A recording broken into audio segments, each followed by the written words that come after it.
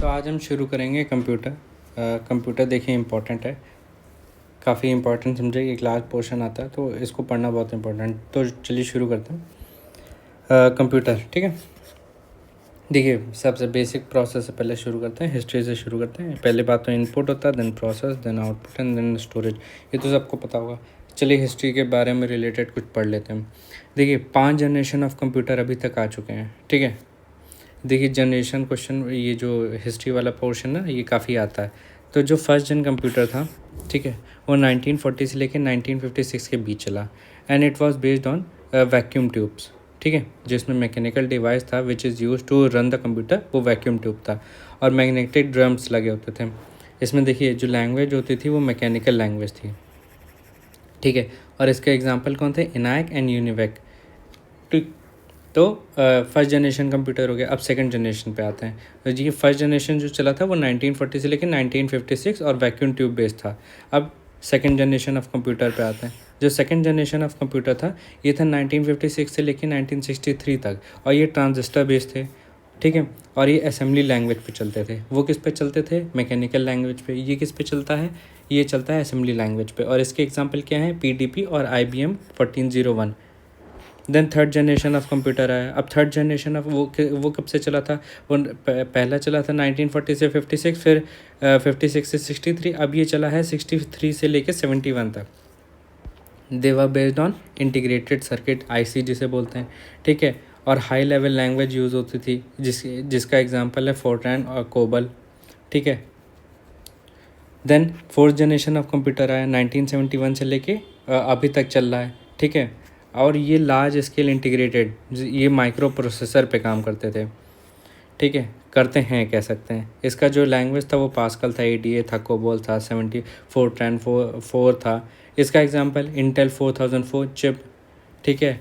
और मैकिनटॉस काफ़ी सुना होगा।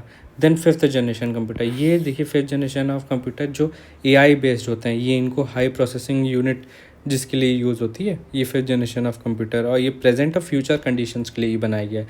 इसका बेस्ट एग्जांपल AI रोबोटिक्स में यूज़ होता है, ठीक है। तो 5 जनरेशन ऑफ कंप्यूटर हम लोग ने देख लिया है। पहला था first, second, third, fourth, fifth, ठीक है। पहला था 1940 से लेके 1963, फिर 63 से 71 से लेके नहीं 56 से 63, नहीं एक मिनट 40 से 56, 56 से 61, नहीं 63, और 63 से 71, और 71 से अभी तक, और प्रेजेंट से फ्यूचर तक फिफ्थ जनरेशन ऑफ कंप्यूटर जो AI प्रोसेसिंग से रिलेटेड होते हैं, ठीक है। पहले जो कंप्यूटर थे सबसे फर्स्ट जनरेशन वो वैक्यूम बेस्ड थे, देन अगला जो आए वो ट्रांजिस्टर बेस्ड, फिर IC and then micro processor, ठीक है।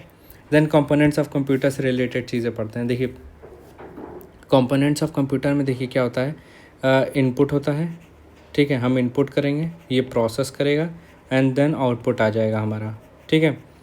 अब जो इनपुट आउटपुट और अब जो इनपुट आउटपुट और ये है, इसके बीच में एक प्रोसेस सिस्टम आता है। अब जो प्रोसेस होता है इसमें कई तरीके की चीज़ें जो प्रोसेस की जाती हैं बाय द कंप्यूटर, वो हमारा आउटपुट होके निकलता है। जैसे अब ये जैसे हमने इनपुट डाला, ठीक है, हमने जैसे डाला 3+2, अब 3+2, अब यहाँ पे वो प्रोसेसिंग चल रही, 3+2 = 5 होता है, और यहाँ पे आउटपुट आ गया हमारा, ठीक है।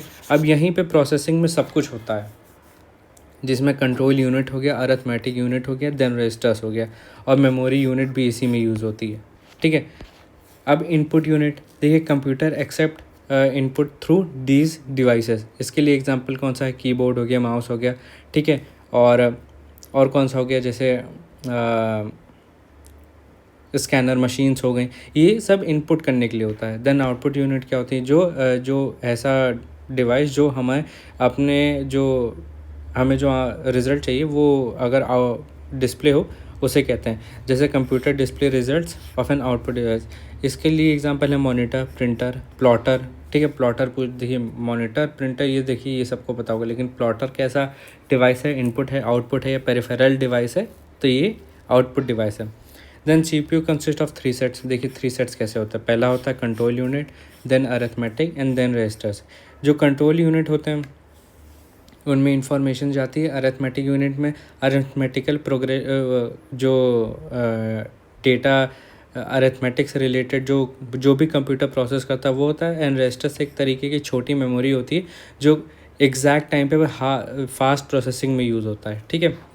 देन अरिथमेटिक लॉजिकल यूनिट, जिसे ALU बोलते हैं, ये फुल फॉर्म होता है, ये इसका शॉर्ट फॉर्म होता है और ये काफ़ी बार रिपीटेड क्वेश्चन है।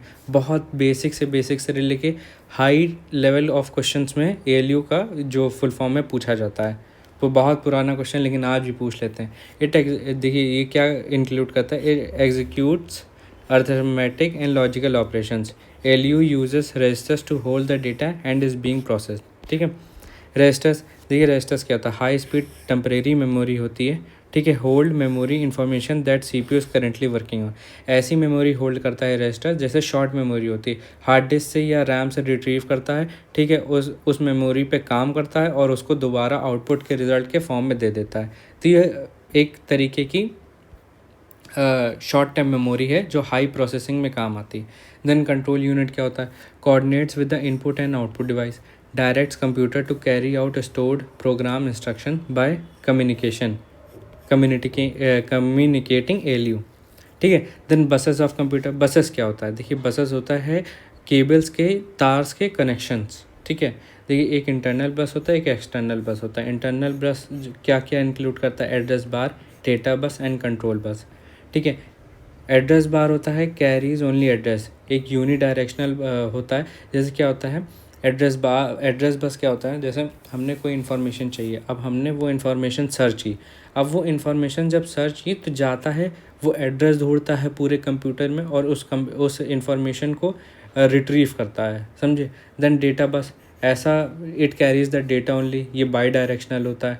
और control bus used to generate timing and control signals to the control all associated peripheral। बस देखिए मैंने बताया था ग्रुप ऑफ वायर्स होते हैं, ठीक है, जो इन्फॉर्मेशन को सर्कुलेट करते हैं। External bus enables external device and component to connect with the computer, इसका एग्जांपल है USB। देन पेरिफेरल डिवाइस, इनपुट डिवाइस होते हैं that is attached externally to the computer, इसका एग्जांपल जैसे क्या हो गया, इसका एग्जांपल हो गया कीबोर्ड, ठीक है। अब यहाँ पे CPU हमारा पेरिफेरल डिवाइस नहीं है। पेरिफेरल डिवाइस ऐसे भी कर सकते हैं, जैसे ऐसा कोई डिवाइस जिसके बिना भी काम चलाया जा सकता है, जैसे कीबोर्ड के बिना भी काम चलाया जा सकता है बाय यूजिंग वर्चुअल कीबोर्ड, ठीक है। अब लेकिन CPU के बिना तो पूरा कंप्यूटर ही काम करना बंद कर देगा ना, तो कीबोर्ड एक हमारा पेरिफेरल डिवाइस है, एक्सटर्नल इनपुट डिवाइस लगाया जाता है। देन कीबोर्ड कीज़, देखिए कीबोर्ड के बारे में पढ़ लेते हैं। अल्फ़ा न्यूमेरिक कीज़ होती हैं, ठीक है। It include letters, keys and number of keys. Numeric keys at the right hand side consist of digit and mathematical operations. Right hand side भी होता है और ऊपर साइड भी होता है, क्यों तो लेकिन उसे अल्फ़ा न्यूमेरिकल कीज़ कह देते हैं। Then function keys, programmable keys होती हैं with the specific functions and actions, जैसे F2, F1, F12, इन सब के अपने अपने फंक्शंस होते हैं, इन सब के फंक्शंस के बारे में आगे पढ़ेंगे। Then cursor control keys, it includes 4 direction arrow keys. Then navigation key, home क्या होता है, use to return cursor to the beginning of the line, end cursor to end of the line, ठीक है। Page up, page view moved up one page and cursor goes to the back page, ठीक है।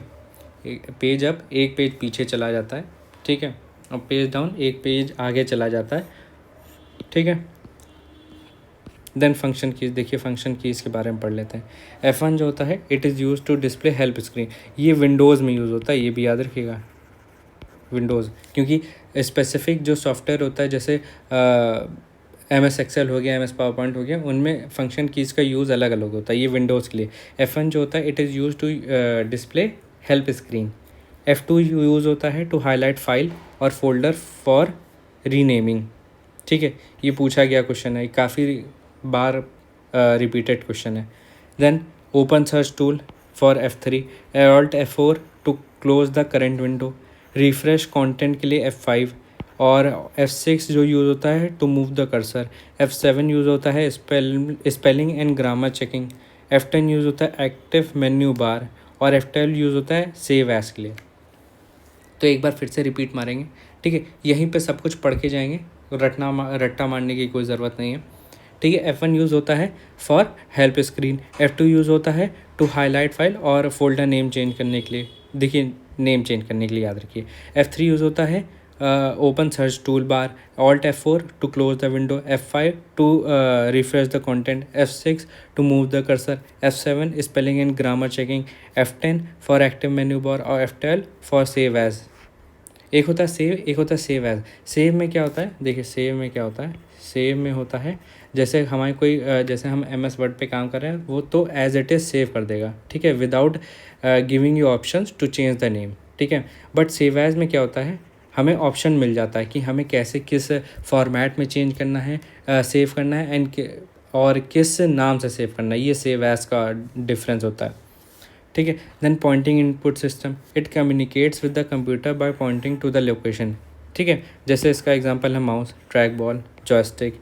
ये point जैसे हमें कोई specific चीज़ खोलनी है, जैसे कोई सॉफ्टवेयर खोलना है तो हम उस पर ले जाएंगे अपना कर्सर और उस पर क्लिक करेंगे, तो ये हो गया pointing input device. Then mouse is a drag and drop device, ये याद रखिएगा। देन MICR क्या होता है, MICR फुल फॉर्म क्या होता है, MICR का फुल फॉर्म होता है मैग्नेटिक इंक कैरेक्टर रिकग्निशन। ये फुल फॉर्म काफ़ी पूछा है, देखिए कंप्यूटर में फुल फॉर्म से रिलेटेड क्वेश्चन बहुत आते हैं, ठीक है, तो याद रखिएगा। चाहे आप रेलवे देख लीजिए, ठीक है, यूपी का कोई पेपर देख लीजिए, और कोई भी इन जनरल GK वाला पेपर हो तो उसमें भी कंप्यूटर के 1-2 क्वेश्चन ज़रूर पूछ लिए जाते हैं, और स्पेशली शॉर्ट फॉर्म से, तो याद रखिएगा।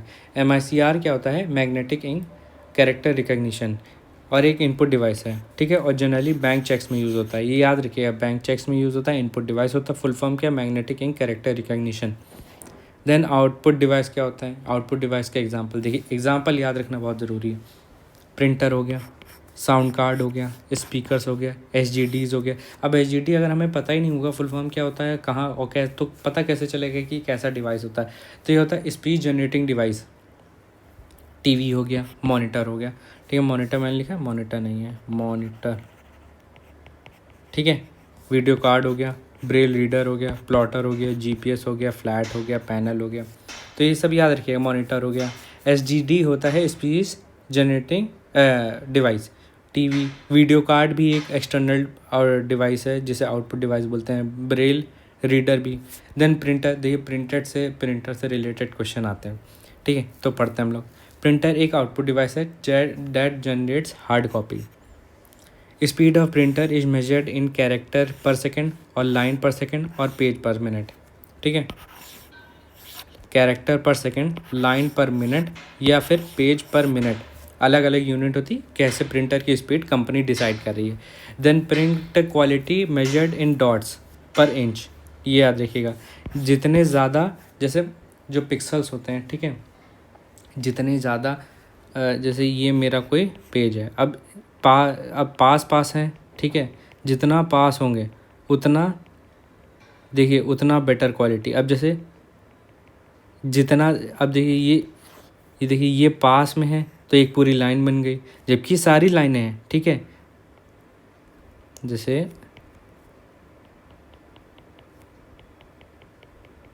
अब देखिए, जैसे ये लाइन में ज़्यादा गैप है, ठीक है, फिर इस लाइन में कम गैप है तो ये ज़्यादा बेटर लाइन है, इस लाइन में और कम गैप हुआ, ठीक है, फिर इस लाइन में और कम गैप हुआ, फिर एक ये पूरी लाइन हो गई। तो ये कैसे हुआ, ये पिक्सल्स की वजह से हुआ, डॉट्स पर इंच।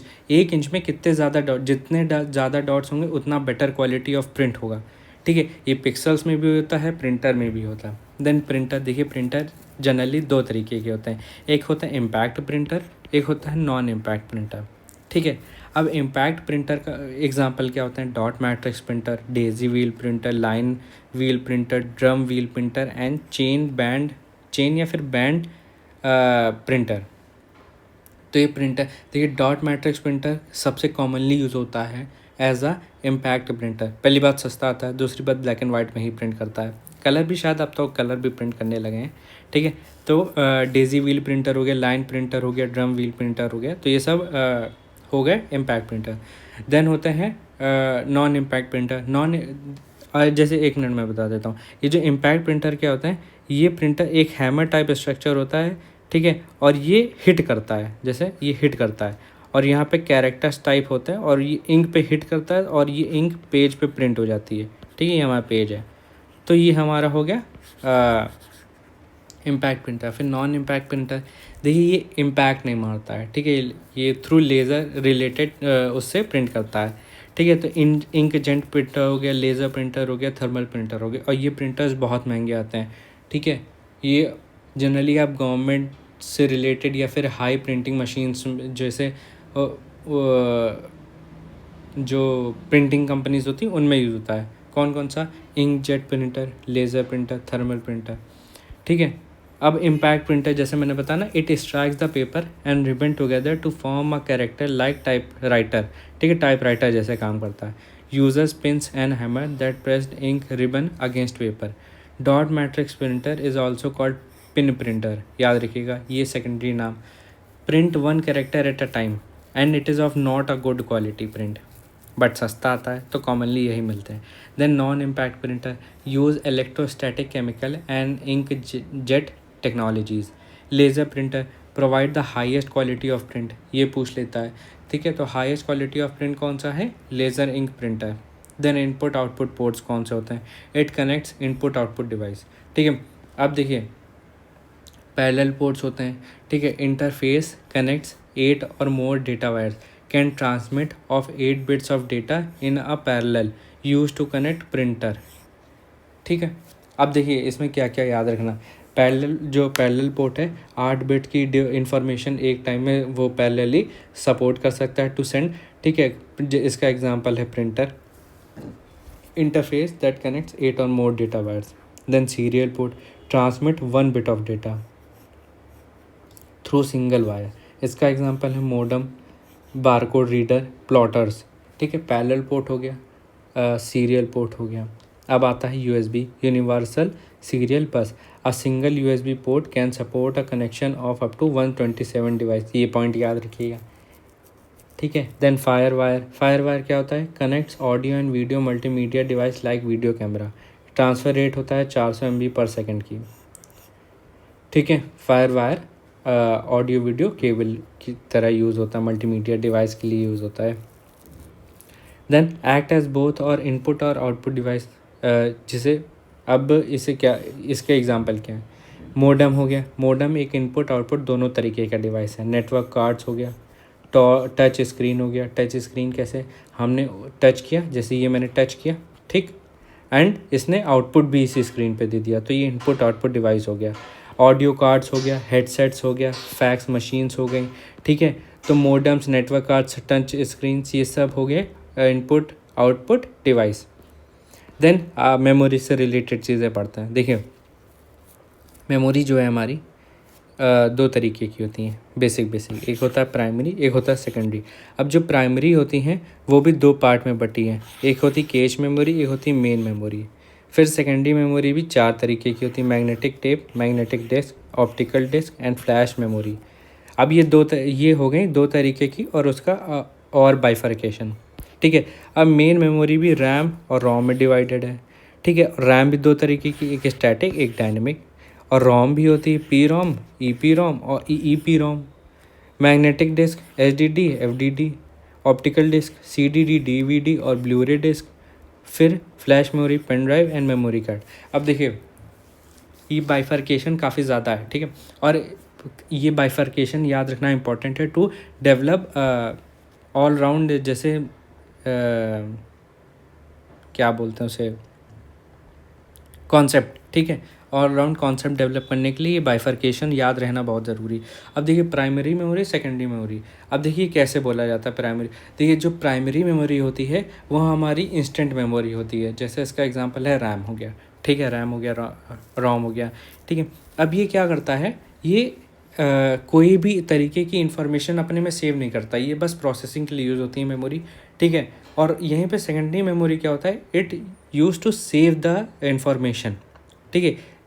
अब इसीलिए मेन देखिए कैश मेमोरी हो गई और मेन मेमोरी होगी। अब हम लोग पहले प्राइमरी मेमोरी पढ़ते हैं, देन पहले ये पढ़ लेते हैं parameters for designing a memory. देखिए हमारी मेमोरी को डिज़ाइन करने के लिए कौन कौन से पैरामीटर होनी चाहिए। पहली बात तो स्टोरेज कैपेसिटी अच्छी होनी चाहिए, ठीक है। एक्सेस टाइम, कम एक्सेस टाइम में ज़्यादा बेटर तेज़ी से इंफॉर्मेशन हम एक्सेस कर सकें।